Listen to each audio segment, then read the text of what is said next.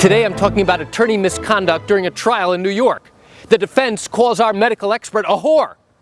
In another case, the plaintiff's attorney calls the defense lawyer a liar.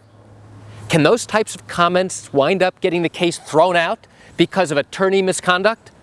You want to know the answer? Come join me for a moment as I share with you some great information.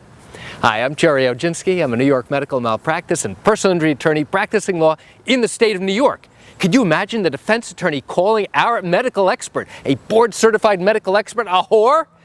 He does this during closing argument. And he says, do you believe this whore? Do you believe this medical whore who comes into trial? He's a hired gun? Now, what do you think happens? We have no choice but to get up and object to the attorney's language. We have no choice but to preserve our client's right, because this may inflame the jury and get them to recognize that maybe he is a whore. Maybe he is a hired gun. I don't know. But it certainly is inflammatory to say those things during the course of trial.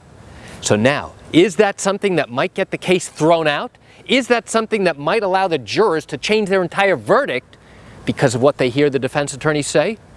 Now, what happens if the two attorneys, the plaintiff's attorney, the attorney representing the injured victim, and the defense attorney who's representing the people who are being sued? What happens if one attorney calls another attorney a liar during the course of trial, during the course of argument in front of the judge, so that the jury can now hear that?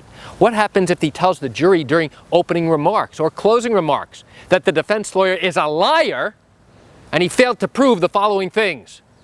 Is that sufficient to have the case dismissed, or have the attorney sanctioned, or do something else to let the jury know that that type of language is not appropriate? The answer is maybe. Maybe there could be repercussions, and maybe not. Maybe these things are what's called harmless error. And then again, maybe it's not. There have been instances in New York where attorneys have had to deal with these issues, where during the course of trial, one attorney or another has said something offensive, outrageous, outlandish, that now could seriously inflame the jury and could possibly result in a different verdict because they now have said something they shouldn't have said.